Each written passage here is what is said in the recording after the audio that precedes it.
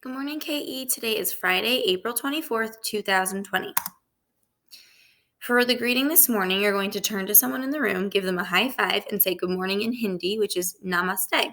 So you can pause the video. Go ahead and do that.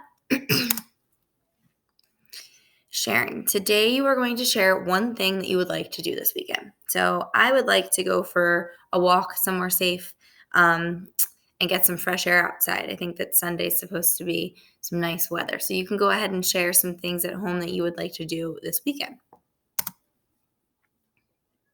Group activity. For our group activity this morning, you are going to need a timer, a pencil, and paper. You are going to set your timer for 2 minutes and see how many CH digraphs you can write. So you can pause the video. Go ahead and do that. Okay, academic overview. So for today, I decided that we would talk a little bit about the story plot and story elements.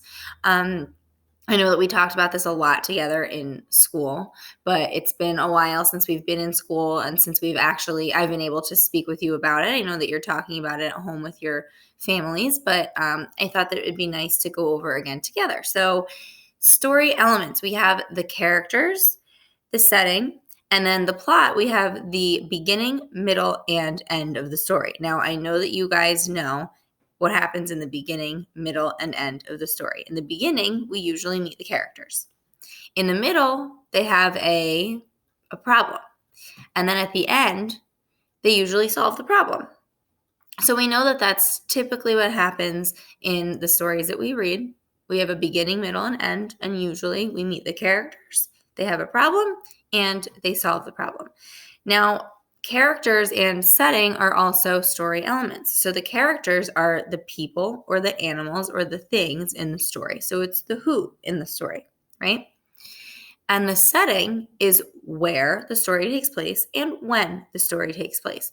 So for example, if we have a story about, how about the story that we did in our read aloud? We learned about Coco Chanel in our read aloud yesterday, and that story took place at a time and a place, and the time was in the early 1900s, so it was about 100 years ago, and